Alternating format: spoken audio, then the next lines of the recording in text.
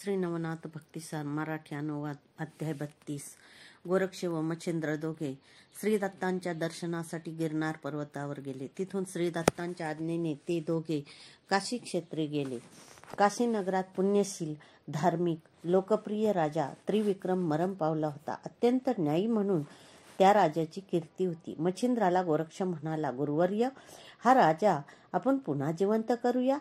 मच्छिंद्र म्हणाला, नाही रे गोरक्ष, राजा ब्रह्म चैतन्य रूप झाला. नंतर ते दोघे दूर गंगा किनारी एक शिव मंदिर होते तेथे गेले. ते थोडी विश्रांती घेत होते. तोच त्यांना त्रिविक्रम राजाची शिवयात्रा येताना दिसली. राजाच्या देहाला दाह संस्कार करणार हे ऐकून गोरक्षाने राजाला पुन्हा जिवंत करण्याचा मच्छिंद्राकडे आग्रह धरला. मच्छिंद्राला एक युक्ती सुचली. मच्छिंद्र म्हणाला, गोरक्षा, मी राजाच्या देहात प्रवेश करून 12 वर्षे मी त्या राजाच्या देहामध्ये वावरेन. नंतर पुन्हा या देहात येईन. तोपर्यंत माझा हा देह गुप्त जागी सांभाळून ठेव. गोरक्षाने होकार दिला. मच्छिंद्राने योगबळाने आपला देह निचष्ट केला व तो स्मशानात राजाच्या शरीरात शिरला. राजाच्या शरीरात चेतना येताच सर्वच रंग पालटला. प्रजानन राजाला काशीत परत घेऊन गेले. इकडे मच्छिंद्राच्या देहाचे रक्षण कसे करावे या विचारात गोरक्ष बसून राहिला. तेवढ्यात पुजारीण त्या देवालयात आली. गोरक्षनाथाने पुजारणीला विश्वासात घेऊन तिच्या मदतीने मंदिराच्या मागील बाजूच्या भुयारात मच्छिंद्राचा देह नेऊन ठेवला. भुयाराच्या तोंडावर भला मोठा दगडाचा दरवाजा बसवला. त्यामुळे कोणालाही पत्ता लागणार नव्हता. पुजारीण म्हणाली, हा देह 12 वर्षे टिकेल? गोरक्ष म्हणाला, हो, तो चिरंजीव मच्छिंद्रांचा देह आहे, पण तू ही गोष्ट कोणालाही सांगू नको. राजा पुन्हा जिवंत झाला हे सर्वांना वाटले. रेवती राणीला सुद्धा काही शंका आली नाही. त्रिविक्रम राजा जसा शिवदर्शनासाठी यायचा तसाच राजाच्या देहात वावरणारा मच्छिंद्रही शिवालयात आला. त्याने गोरक्षाची चौकशी केली. एकांतात पाहून मच्छिंद्राने गोरक्षाला सांकेतिक भाषेत देह कुठे आहे विचारले. गोरक्ष म्हणाला, भुयारात. मच्छिंद्र लगबगीने बाहेर गेला. त्याने सेवकांना आपला एकांत भंग करू नये, गोरक्षनाथाबरोबर योग चर्चा करायची आहे असे सांगून देवळापासून दूर जायला सांगितले. मग दोघे भुयारात शिरले. देह जसाच्या तसा होता. मच्छिंद्राचे समाधान झाले. तो निघून गेला. नंतर 3 महिन्यांनी मच्छिंद्राची अनुज्ञा घेऊन गोरक्ष तीर्थयात्रेला गेला. आणखी काही महिने गेले. रेवतीला मूल नव्हते. मच्छिंद्रापासून तिला दिवस गेले. मुलगा झाला. बारशी झाली. मुलाचे नाव धर्मनाथ ठेवले. मुलगा 5 वर्षाचा झाला. राजा राणी शिवालयात मुलासह गेली. राजा बाहेर दूर उभा होता. पुजारीण राणीजवळ होती. राणी शंकराची प्रार्थना करू लागली, हे शंकरा, माझी आता एकच इच्छा आहे, सुवासिनी म्हणूनच मी मरावे. तिची प्रार्थना ऐकून पुजारीण एकदम हसली. तेव्हा राणीला आश्चर्याने पुजारणीला हसण्याचे कारण विचारले. तेवढ्यात राजा राणीला सांगून शिवालयातून मुलासह निघून गेला. मग पुजारणीने तिला अभय मागून खरा प्रकार सांगितला. मच्छिंद्राचा देहही दाखविला. राणीला अत्यंत वाईट वाटले. आणखी 7 वर्षांनी राजाचा देह सोडून मच्छिंद्र परत त्या शरीरात शिरेल. त्यावेळी आपण पुन्हा विधवा.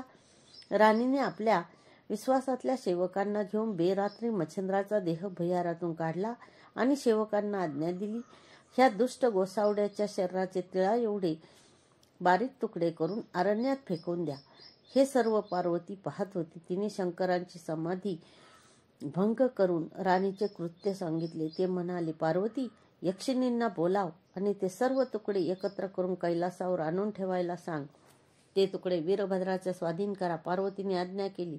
चामुंडेच्या अधिकाराखाली सर्व यक्षिणी ते तुकडे घेऊन कैलासावर गेल्या. वीरभद्र हे मच्छिंद्राच्या देहाचे कणकण आहेत. याच मच्छिंद्राने आम्हाला नग्न केले होते. अष्टभैरव व मारुती यांचा पराभव केला होता. हा आमचा आणि तुमचाही शत्रूच. त्याचा शिष्य गोरक्षनाथ गुरुला सोडवून येईल. सावध रहा. वीरभद्राने 84 कोटी 72 लक्ष शिवगण पहाऱ्यावर ठेवले. मच्छिंद्र नित्य शिवालयात येत असे, पण त्याला खरा प्रकार काहीच कळला नाही. 7 वर्षांनी या देहाचा त्याग करायचा आहे असा विचार मात्र मच्छिंद्राने सतत मनात बाळगला होता. पुढे तीही 7 वर्षे भरत आली. एकूण 12 वर्षे होत आली. मात्र गोरक्ष तीर्थयात्रेला गेला होता. फलश्रुती, या अध्याय पठनाने विघ्ने टळतील, आयुष्य वाढेल अध्याय संपला. श्री नवनाथ भक्तिसार मराठी अनुवाद अध्याय 33. गोरक्ष तीर्थयात्रेला निघाला. एका शेतात माणिक नावाचा एका शेतकऱ्याचा मुलगा भेटला. गोरक्ष म्हणाला, अरे बेटा, मी संन्यासी आहे, तीर्थयात्रा करीत हिंडत आहे, मला भूक लागली आहे, तू माझ्या पोटाची काही सोय कर. हो हो महाराज, हे माझे जीवन आहे की, असे म्हणून त्याने गोरक्षाला आपली भाकरी दिली, पाणी प्यायला दिले. गोरक्षाचा अंतरात्मा तृप्त झाला. गोरक्ष म्हणाला, तू मला ऐनवेळी जेवायला दिलंस, मी तुझ्यावर प्रसन्न झालो आहे, तू मागशील ते मी देईन. वा वा, तुम्ही गावोगाव भिक्षा मागता, तुम्ही काय देणार मला? तो मुलगा म्हणाला. त्याचे बोलणे ऐकून गोरक्षाला त्याचे अज्ञान कळले. आपणच याचे कल्याण करावे. तो त्या मुलाला म्हणाला, एक गुपित गोष्ट सांगतो, ज्यावर तुझी इच्छा जाईल किंवा जे तुला करावेसे वाटेल तेच करू नको. मी एवढेच वाटले. माणिक म्हणाला, एवढंच ना, तसं मी करीन. गोरक्षनाथ पुढे निघून गेला आणि त्याला दिलेले वचन माणिकच्या डोक्यात जेव्हा खऱ्या अर्थाने शिरले तेव्हा त्याचा पूर्ण गोंधळ उडाला.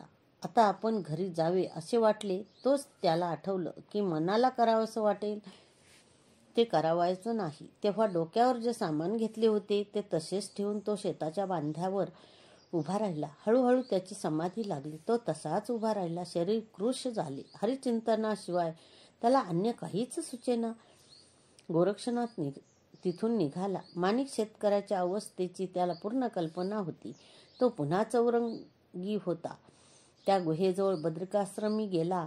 गुहेवरील शिळा काढून आत गेला. तेथे वारूळ दिसले. ते फोडून पाहिले. चौरंगीच्या फक्त डोळे व कंठात प्राण होते. हात पाय मात्र तपोबळाने नवीन आले होते. मंत्राचा जप तेवढा सूक्ष्मपणे चालला होता. गोरक्षनाथाने त्याला सावध करून त्याच्याकडे कृपादृष्टीने पाहिले. त्यामुळे चौरंगीच्या शरीरात पुन्हा बळ आले. गोरक्षाने त्याला बद्रिकाश्रमात शिवालयात आणले. शंकरांना जागृत करून चौरंगीला त्याचे दर्शन घडवले. 6 महिने तेथेच राहून चौरंगी सर्व अस्त्रे शस्त्रे आदी विद्या शिकला. सर्व देवतांना बोलावून त्यांना तुष्ट केले. त्यांची वरदाने मिळवली. मग चौरंगीला घेऊन गोरक्ष पुन्हा कौंडिन्यपुरास गेला. चौरंगीचे हातपाय तोडणाऱ्या राजाचा चौरंगीला सूड उगविण्यास सांगितले. मग चौरंगीने भस्म हाती घेऊन वातास्त्राचा जप केला. राजाच्या बागबगीच्या हजारो बागवान वाऱ्याने वर उडाले. कित्येक मेले, कित्येकांचे हाडे मोडले, कित्येक झाडात अडकले, तर कित्येक निसटले. राजाकडे गेले. त्यांनी वादळ झाल्याची त्याला वर्दी दिली. राजाने नौकरांना बोलावून शोध घेण्यास सांगितले. हिरांनी राजाला सांगितले, पाणवठ्याजवळ 2 योगी बसले आहेत, त्यांच्या मुद्रा संतप्त आहेत. राजाला वाटलं गोरक्षाने मच्छिंद्र आले असतील, त्यांचा सन्मान करावा, नाहीतर योगबळाने आपल्या राज्याचे वाटोळेच करतील. दुरून राजाची स्वारी येताना पाहिली. गोरक्षाने वातास्त्र मंत्रून भस्म फेकले. राजाच्या सैनिकासह घोडे, हत्ती, शिबिका आकाशात उडून गरगर फिरल्या. चौरंगी त्यांना खाली उतरून घे. चौरंगीने पर्वतास्त्र सोडले. वातास्त्र अडले. पर्वतावर सैन्य अडकून पडले. मग चौरंगीने हात वर करून आज्ञा केली, उतरा खाली. लगेच सर्वजण जमिनीवर उतरले. राजा थरथर कापत समोर आला. चौरंगी पुढे म्हणाला, बाबा, मी तुमचा मुलगा कृष्णागर, मला ओळखलेत का? असे म्हणून पाया पडला. राजा चकित झाला. आनंदाने त्याने मिठीच मारली. राजा म्हणाला, नाथा, तुम्ही याचा पुनर्जन्म केलात, आता राजवाड्यात चला.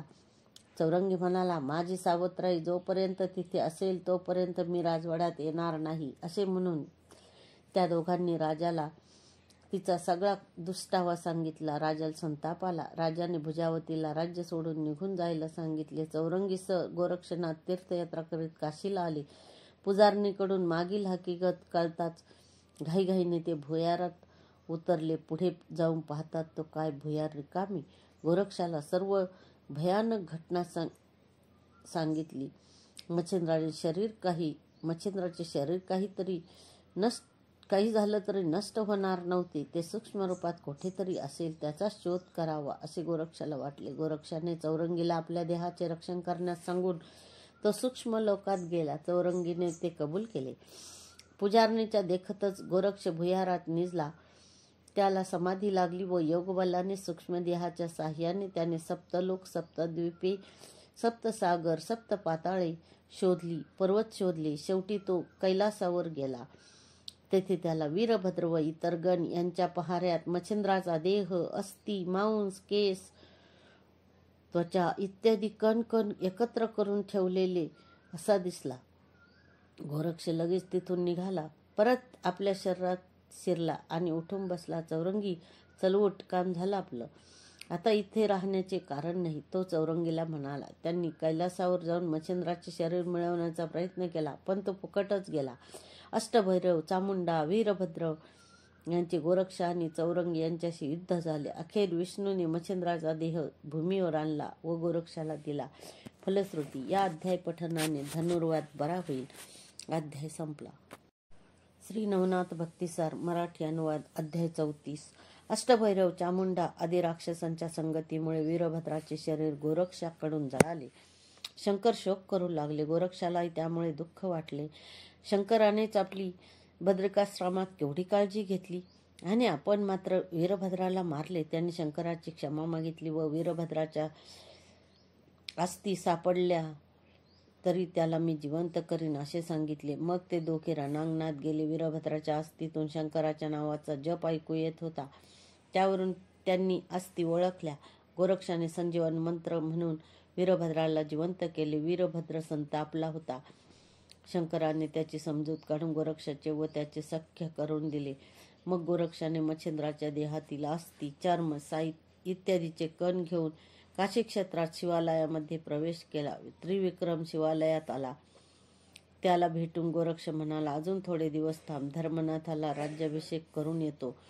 मच्छिंद्राता पुन्हा मूळ देहामध्ये येण्यासाठी उत्सुक होता. योग्य वेळी धर्मनाथाचा युवराजपदाचा अभिषेक झाला. रेवती राणी फार आनंदात होती. काशीनगर उत्साहाने भरलेले होते.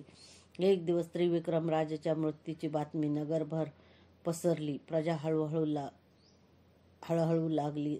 धर्मनाथ रडू लागला. मच्छिंद्र सूक्ष्म रूपाने शिवालयात गेला. शंकराच्या पिंडीसमोर त्याचा देह ठेवून गोरक्ष संजीवन मंत्र म्हणत होता. सर्व तुकडे एकत्र येऊन देह पहिल्यासारखा झाला. मच्छिंद्राने त्यात प्रवेश केला. गोरक्षाला आलिंगन दिले. पुजारणीला दर्शन दिले. तिकडे रेवतीने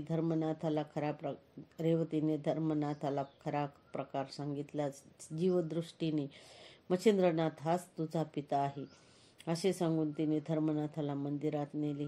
त्याला मच्छिंद्राच्या व शंकराच्या पुढे दंडवत घालावयास सांगितले. आता मच्छिंद्राला रेवतीने राजवाड्यात नेले. गोरक्ष व चौरंगीसह तो तिथे महिनाभर राहिला. मग ते तिघे यती तीर्थयात्रेला निघाले. धर्मनाथ रडू लागला. त्याच्याबरोबर जायला निघाला. मच्छिंद्र त्याला म्हणाला, आम्ही 12 वर्षांनी परत येऊ, तेव्हा तुला गोरक्ष दीक्षा देईल. आता आईची सेवा कर आणि राज्याचा सांभाळ कर असे सांगून ते तीर्थयात्रेला निघाले. गोरक्ष जेव्हा गोदातेरी भामानगराकडे आला तेव्हा वाटेत शेताच्या बांधावर एक अस्थिपिंजर मनुष्य उभा होता. तोच माणिक. त्याची गोष्ट आधीच त्यांनी गुरुला सांगितली होती. मग ते दोघे त्याच्याजवळ आले. चौरंगीनाथ सुद्धा बरोबर होता. माणिक, तुझे तप पूर्ण कर. मच्छिंद्र त्यास म्हणाला, तुम्हाला काय करायचे आहे, तुम्ही चालू लागा. माणिक म्हणाला.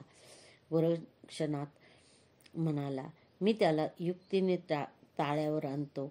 मग तो एकटाच त्याच्याजवळ गेला. वा वा, धन्य हा तपस्वी. जन्माचे सार्थक करून घ्यायचे असेल तर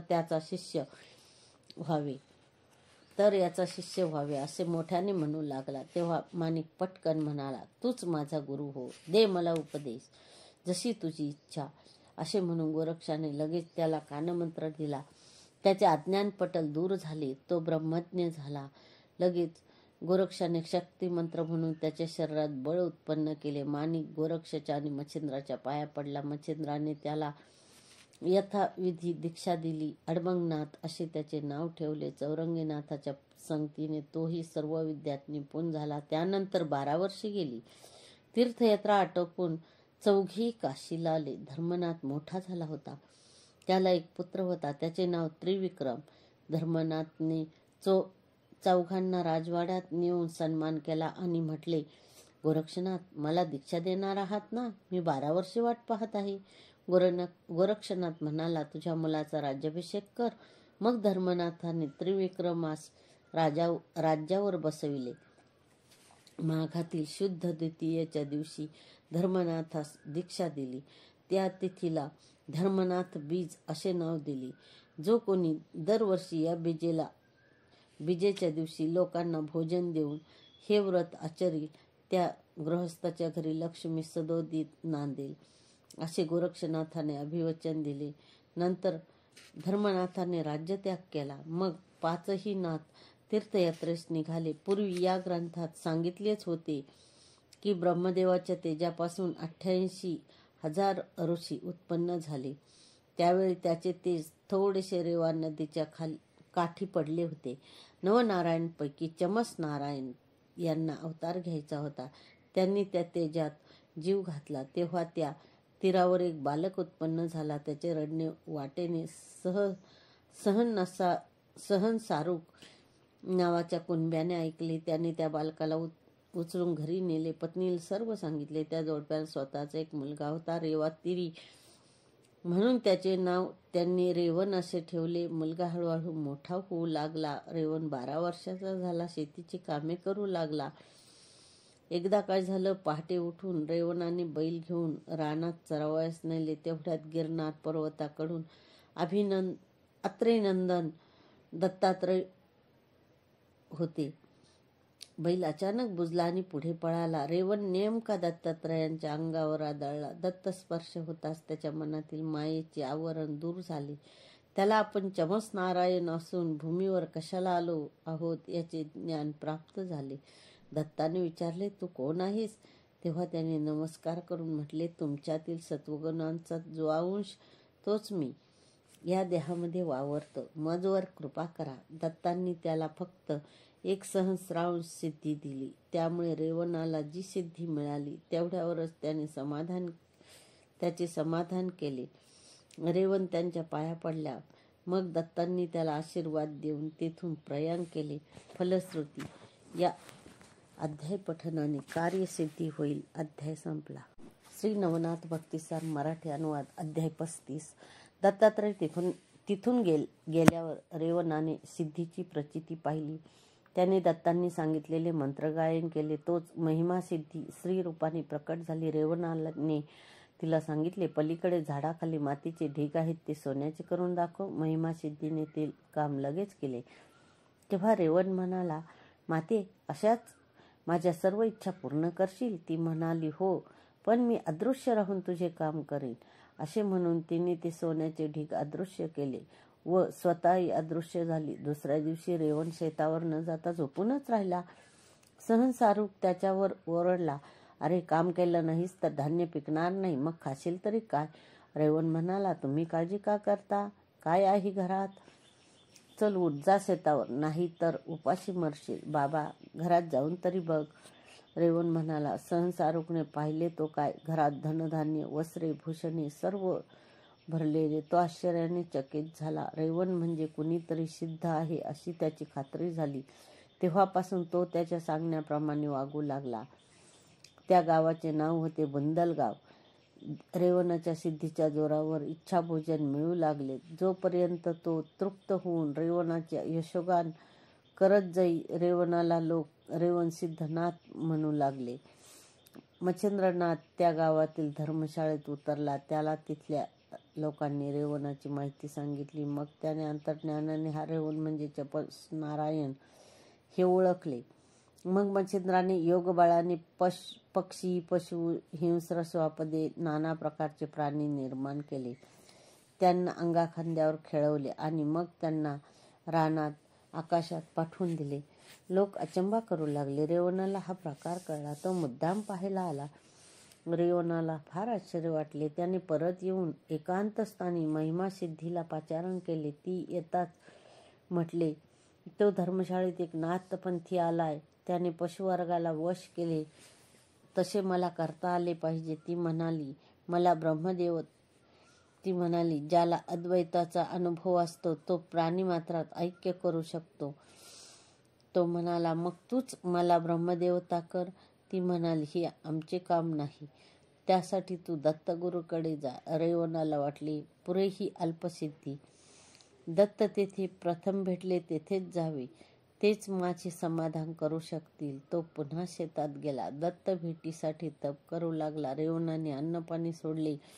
तो अगदी कृश झाला. मच्छिंद्राने ते पाहिले. त्याने सर्व सिद्धींना विचारले, रेवणास कोणती सिद्धी आहे? त्याचा गुरु कोण? तेव्हा त्या म्हणाल्या, ही महिमा सिद्धी दत्तांनी त्याच्या सेवेस दिली आहे. त्या सिद्धीचा उपयोग करून तो जगावर उपकारच करतो.